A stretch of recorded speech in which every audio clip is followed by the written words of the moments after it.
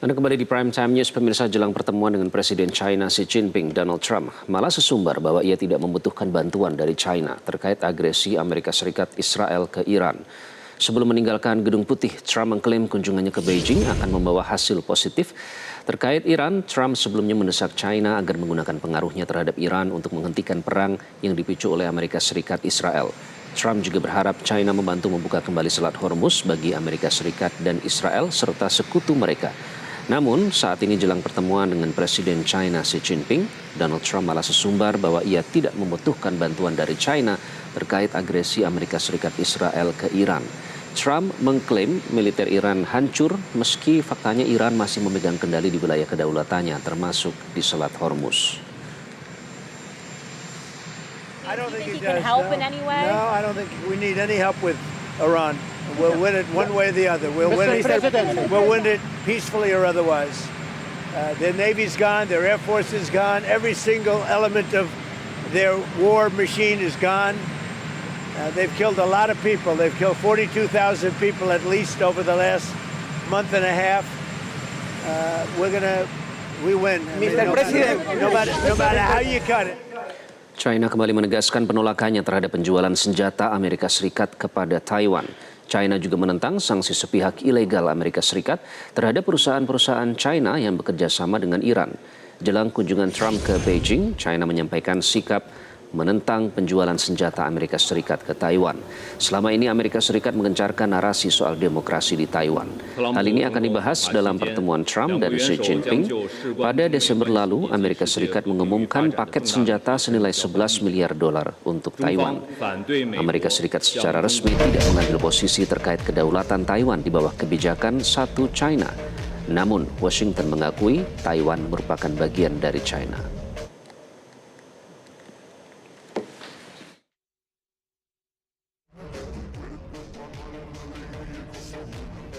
总统访华期间，两国元首将就事关中美关系以及世界和平与发展的重大问题深入交换意见。中方反对美国向中国台湾地区出售武器的立场是一贯的、明确的。 Sementara itu, pemerintah China dengan tegas menentang sanksi sepihak ilegal Amerika Serikat yang tidak memiliki dasar dalam hukum internasional dan tidak diizinkan oleh Dewan Keamanan PBB. Amerika Serikat menjatuhkan sanksi ilegal terhadap 3 perusahaan China karena diduga memfasilitasi operasi militer Iran.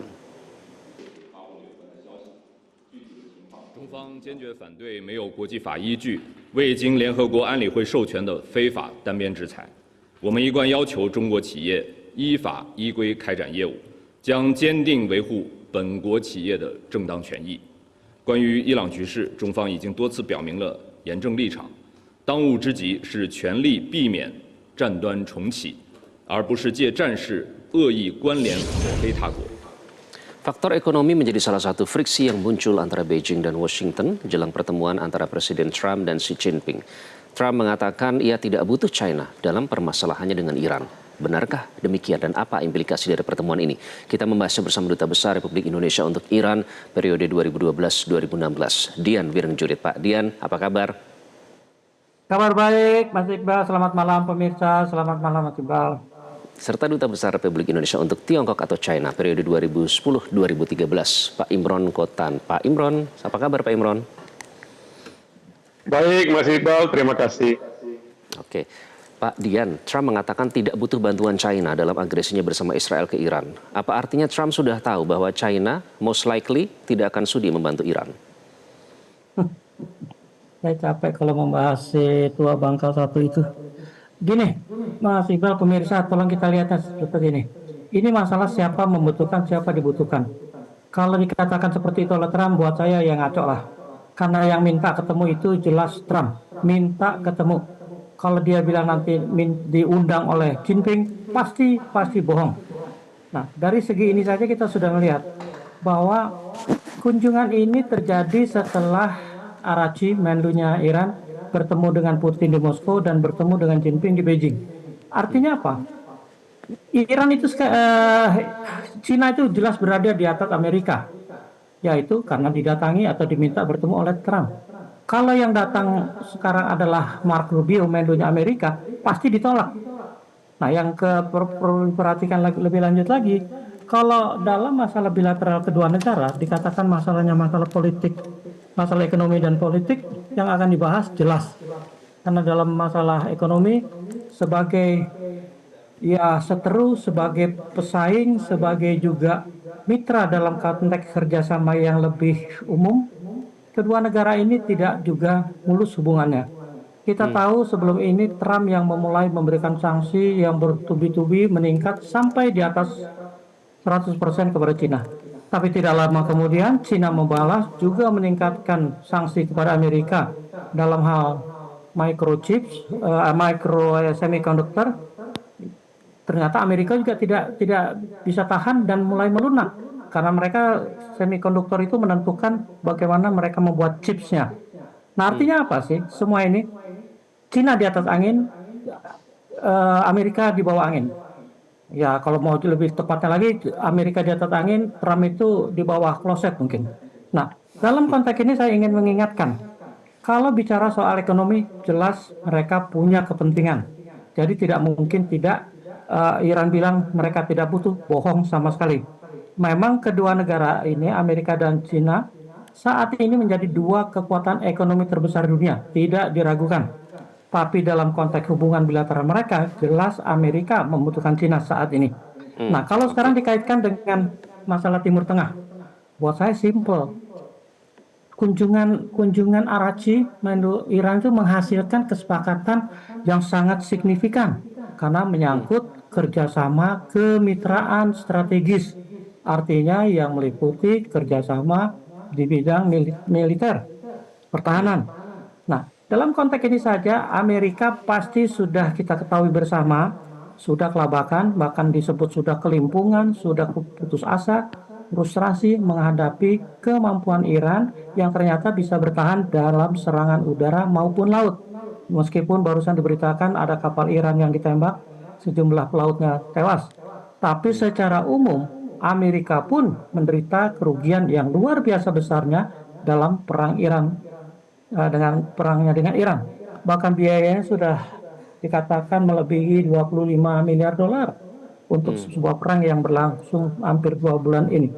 Nah, kalau dibilang dia tidak butuh, udah lupakanlah kata-kata Trump. Kita tidak akan bisa, dunia tidak akan bisa lagi dibohongi Pak Dian, oleh banyak yang juga menyebut Trump. bahwa saat ini Amerika Serikat memasuki pembicaraan dengan China ini melalui posisi politik yang lemah terutama karena perang dengan Iran. Nah, Pak Imron tadi seperti poin-poin yang disebutkan oleh Pak Dian ya, pernyataan Trump lagi-lagi. Nanti akan ada long talk about Iran, but trade will be the main focus. Berbicara soal trade atau perdagangan. China kan mitra dagang terbesar Iran dengan membeli 90% ya kurang lebih ekspor minyak bumi dari Iran atau ini setara 1 juta barrel per hari. Nah, apakah ini akan menjadi bahan pertimbangan Iran nanti dalam merumuskan kebijakan yang mungkin akan diminta oleh Amerika Serikat dirumuskan bersama, Pak Imron? Ya, seperti yang juga kita sudah dengar ya, dan itu betul karena saya kan menjadi duta besar di sana kurang lebih 3 tahun ya, bahwa China ini adalah export driven economy. Jadi dia memerlukan pasar untuk memasarkan produk-produk manufakturnya kan. Dan untuk memproduksi itu dia memerlukan bahan bakar.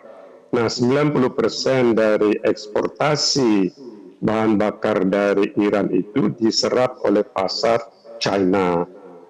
Oleh karena itu, maka mesin perekonomian, economic growth dari China itu bisa bertahan di atas 6 atau 7%. Untuk itu, kelangsungan dari supply dari Selat Hormuz itu menjadi penting. Dan jadi dari perspektif China, perang ini lebih menguntungkan dia kalau Selat Hormuz itu dibuka untuk mendorong atau mendukung pertumbuhan ekonominya. Jangan lupa ya, rakyat China itu bukan lagi rakyat dari negara berkembang. Mereka itu sudah mencapai apa yang ditanda petik ya, affluent society. Mereka tidak lagi rakyat dari negara berkembang. They are used to amenities, modern amenities. Nah, kalau pertumbuhan ekonominya melambat, slowing down, maka amenities itu kan akan menipis, akan terjadi apa yang dinamakan internal dynamics ya di dalam politik China. Dan jangan lupa Mas Iqbal, bahwa stabilitas politik di China itu sangat ditopang oleh stabilitas ekonomi. Nah, mereka, pemerintah tentu memastikan agar stabilitas ekonomi tetap terjaga. Nah, kembali mengenai konflik ya, Mas Dian ini saya kenal benar, dia sangat semangat dia. Dia yang menggantikan saya di Jenewa, jadi beliau masih ada beberapa tahun di junior saya begitu. Jadi memang semangatnya luar biasa. Tapi saya ingin kembalikan kepada fakta yang ada ya. Apa yang dinamakan the World Powers Act tahun 1973 itu hanya memberikan keleluasaan bagi Presiden Amerika Serikat, siapapun itu termasuk Presiden Trump, untuk melancarkan peperangan. Combat mission namanya, bukan perang beneran. Combat mission itu adalah 60 hari plus 30 hari. Sekarang sudah memasuki hari ke-75 hari ini, 75 hari. Berarti masih ada sisa 15 hari. Sisa 15 hari itu berdasarkan War Powers Act itu termasuk penarikan pasukan dari mandala pertempuran. Jadi kalaupun ingin memenangkan peperangan itu maksimal dia hanya punya window of opportunity kurang lebih 7 hari, which is impossible. Jadi oleh karena itulah pertemuan ini menjadi penting bagi Trump agar window of opportunity yang is closing down itu dia bisa manfaatkan untuk mencapai kesepakatan bersama ya. Terutama kepada pembukaan Selat Hormuz, kemudian pengayaan uranium untuk peaceful uses of nuclear energy yang dijamin artikel 4 NPT, bagaimana cara mengatasinya, dan kemudian tentu saja hal-hal lain ya. Ada agenda lain ini, makanya saya katakan agendanya Trident Agenda. Pertama adalah perang di Timur Tengah, kemudian perang tarif atau perang dagang, katakan demikian, dan kemudian masalah Taiwan. Tadi sudah disinggung bahwa China sangat concern mengenai penjualan dari alat alutsista ya dari Amerika Serikat ke Taiwan. Nah, Taiwan ini juga unik Mas Iqbal. Taiwan ini dijamin oleh apa yang dinamakan Taiwan Act, di mana pemerintah Amerika Serikat wajib memberikan bantuan kemiliteran kepada Taiwan apabila diserang oleh mainland China ya. Padahal salah satu-satunya parameter mengapa nanti China akan melakukan invasi kepada Taiwan adalah apabila Taiwan ini juga legal standing, apabila Taiwan mendeklarasikan dirinya merdeka dari China. Sebagai pengamat politik global, saya tidak melihat ada indikasi bahwa Taiwan itu sedang dan akan melakukan deklarasi memerdekakan diri dari China. Jadi so far Taiwan itu is safe lah. Hanya saja memang penjualan senjata kepada Taiwan itu menjadikan iritasi di pemerintah Xi Jinping. Oleh karena itu menjadi agenda mereka. Nah, saya catat satu lagi Mas Iqbal sebelum saya tutup ya. Kelihatannya sempitnya window of opportunity ini membuat Trump, ya, Presiden Trump itu memutus sementara ya komunikasinya dengan Benjamin Netanyahu, karena spoilernya itu Benjamin Netanyahu sebenarnya. Karena Benjamin Netanyahu ini pernah tercatat pada tahun 2011 itu ya, dia lupa bahwa mic-nya itu masih hidup, namanya hot mic. Ya, dia katakan it's very easy to manipulate the US, very easy. Dari mana Pak ada indikator memutus hubungan dengan Netanyahu? Sehingga dengan demikian, akibat dari putusnya untuk sementara komunikasi dengan Benjamin Netanyahu, ini menambah nilai plus kepada kunjungan ini menuju kepada katakanlah kesepakatan bersama antara Amerika Serikat dan dengan Iran melalui good hands daripada Presiden Xi Jinping. Oke, ini mungkin berbeda ya jika dibandingkan dengan pertemuan dengan negara-negara sebelumnya. Kalau memang terbukti memutus hubungan sementara dengan Benjamin Netanyahu, karena selama ini Amerika Serikat dinilai banyak pihak disetir begitu oleh Israel. Jadi bukan perang Amerika Serikat sebenarnya, tapi perangnya Israel, tapi yang membayar Amerika Serikat. Nanti kita akan bahas lebih lanjut. Kami harus jeda terlebih dahulu. Pak Dian dan Pak Imron tetaplah bersama kami, pemirsa di Prime Time News. Kami akan kembali.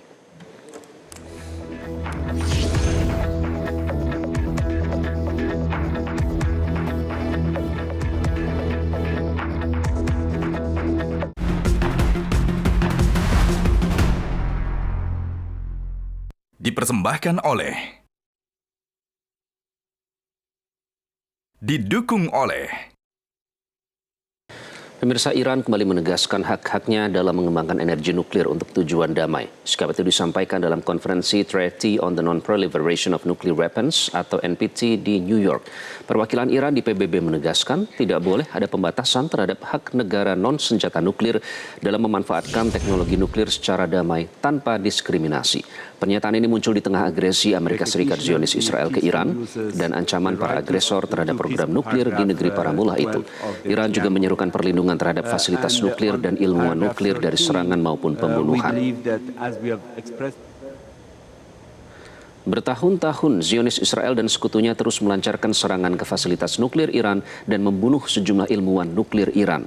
Padahal selama ini Iran secara terbuka mengizinkan inspeksi oleh Badan Energi Atom Internasional terhadap program nuklir Iran. Iran juga selama ini mematuhi perjanjian NPT. Hal ini bertolak belakang dengan sekutu Amerika Serikat, rezim Zionis Israel, yang menutup diri dari dunia terkait program nuklirnya dan tidak menandatangani NPT. I'd like to echo non-nuclear weapon states who emphasized on recognition of the peaceful users, the right to peaceful users as inalienable. This was mentioned by a lot of non-nuclear weapon states, including Brazil and Mexico. Therefore, we believe that this should be specified in paragraph 12 of the preamble. And on paragraph 13, we believe that, as we have expressed before, nothing should restrict their right to peaceful users and participation in international cooperation with regard to peaceful users without any discrimination. Dan kita akan lanjutkan pembahasannya bersama Pak Dian dan Pak Imron. Pak Dian, tadi sudah kita dengarkan ya di depan PBB, Iran menegaskan program nuklir mereka ini adalah hak sebagai bangsa yang berdaulat. Tapi Amerika Serikat dan Israel seperti kita ketahui selalu berambisi mengakhiri nuklir Iran sampai sekarang. Nah, apakah China juga bisa berkontribusi untuk menjembatani isu nuklir yang masih alot tampaknya dalam perundingan antara Amerika Serikat dan Iran, Pak Dian? Terima kasih Mas Iqbal. Tolong kita kembali sama-sama lihat JCPOA ya.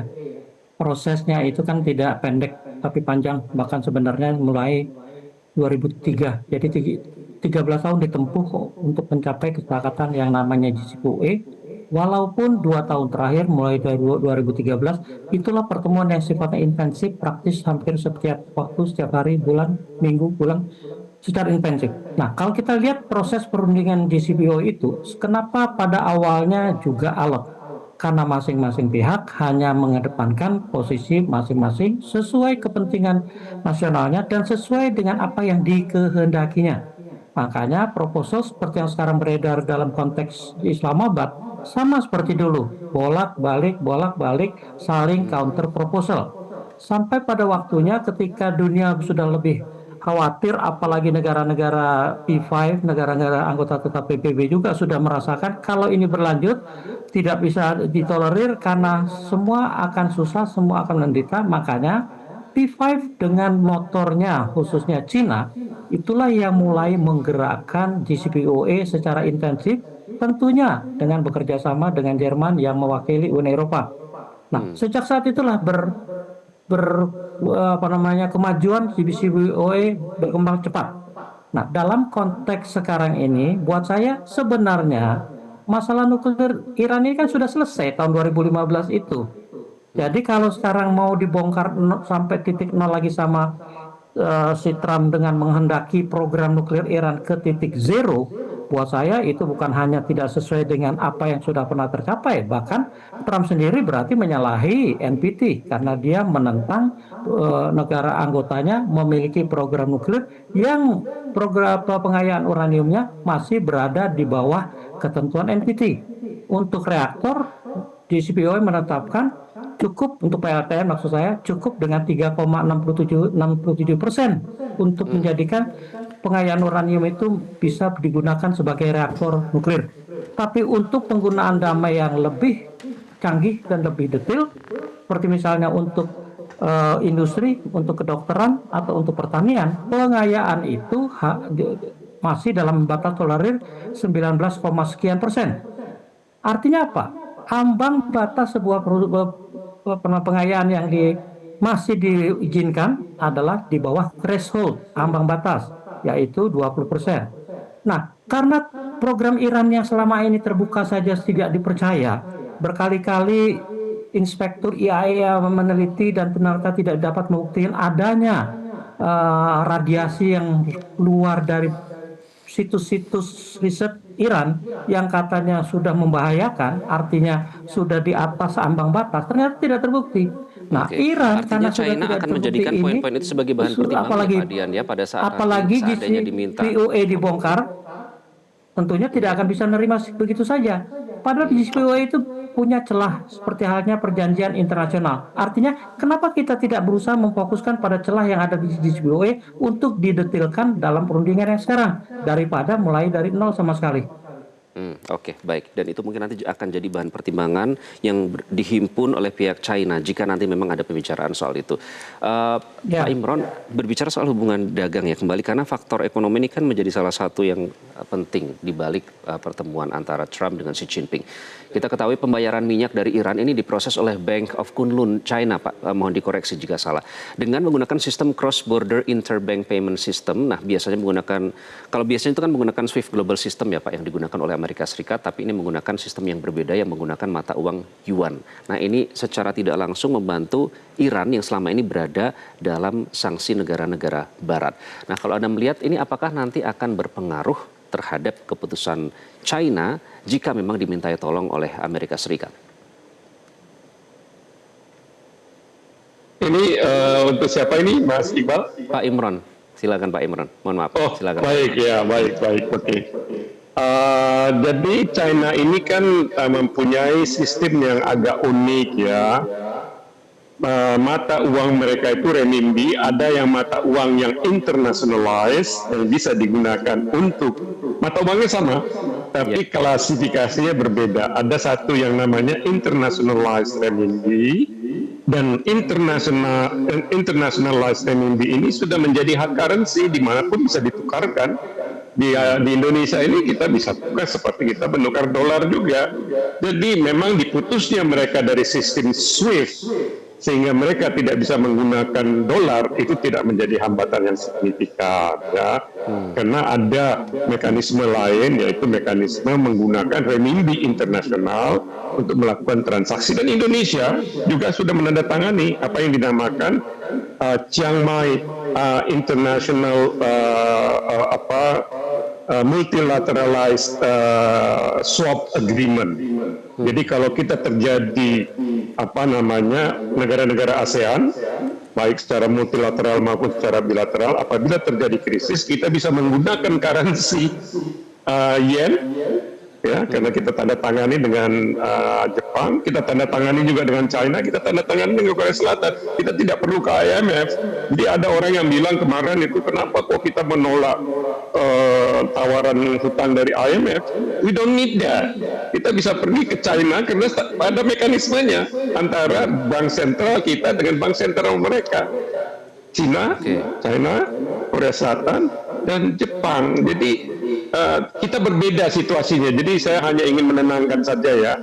Kita beda situasinya dengan situasi 98. Di mana kita memang punya national reserve terbatas. Satu-satunya the lender of the last resort-nya pada saat itu adalah IMF. Sekarang kita nggak memerlukan IMF, kita punya cadangan banyak dan itu totalnya banyak sekali. Saya lupa itu per negara itu apakah 300 miliar US dollar atau berapa, tapi ketiga-tiganya itu yang jelas cukup untuk mengatasi krisis. Nah, kembali mengenai konflik ya, saya ingin menyinggung ini karena saya mengikuti dengan seksama.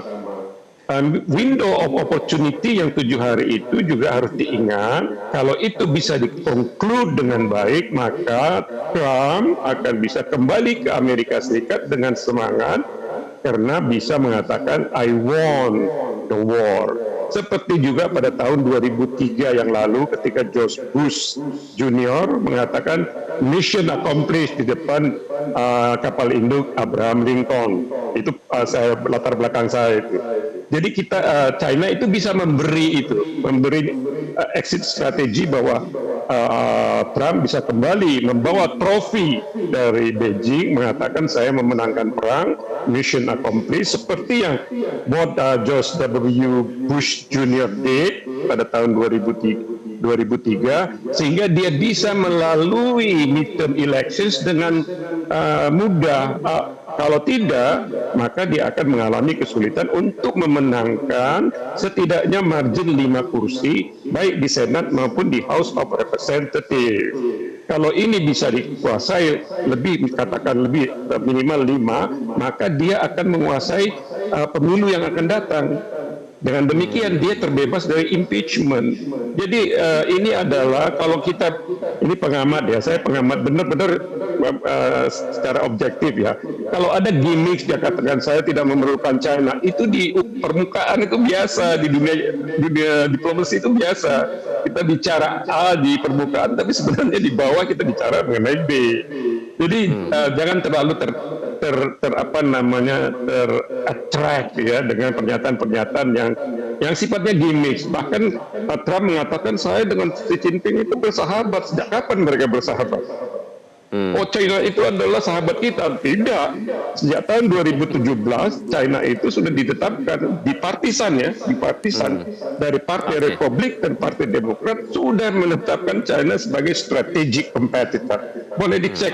Boleh dicek. Jadi itu tidak mungkin Amerika Serikat mengatakan China itu sebagai teman, itu strategic competitornya, tapi demi gimmick untuk mendinginkan suasana dia mengatakan bahwa China itu adalah teman saya, Xi Jinping itu adalah sahabat saya, itu biasa. Oke, itu di panggung depan ya, tapi di belakang tentu akan lain lagi. Iya, di panggung depan dengan panggung belakang berbeda. Baik, terakhir Pak Dian singkat saja, ini artinya kan banyak yang melihat pertemuan kali ini posisinya itu jauh berbeda dengan sebelumnya. Kali ini AS masuk melalui posisi politik yang lemah karena diimplikasi dari perang dengan Iran. Sementara China sebaliknya, justru dalam peta geopolitik itu berhasil menaikkan leverage-nya. Anda melihat posisi kedua negara ini seperti apa Pak Dian sekarang? Terima kasih. Kalau saya jelas menyatakan bahwa secara politik Iran yang sudah di atas angin, sudah. Ya kalau bahasanya Trump ya sudah menang karena memaksa Trump harus datang jauh-jauh ke Jinping dengan selubung bicara ekonomi. Padahal saya yakin agenda nanti akan banyak juga tentang bagaimana Trump menghendaki Jinping menekan Presiden Iran atau Khamenei, pemimpin besarnya Ayatollah Khamenei, untuk mulai mempertimbangkan langkah-langkah yang dikehendaki oleh Amerika, yaitu membuka kembali Selat Hormuz dan membahas masalah pengayaan uranium. Tapi masalah pengayaan uranium saya cuma mau bilang tidak akan diterima apapun usulan Amerika karena tujuannya adalah menghentikan program nuklir Iran yang sama sekali tidak bertentangan dengan NPT. Nah, mengenai masalah Hormuz, saya kira Cina selama ini pun Amerika tidak bisa apa-apa kok, karena kapal-kapal tetap bisa berlalu lalang dan komoditasnya minyak Iran itu bisa sampai di Cina.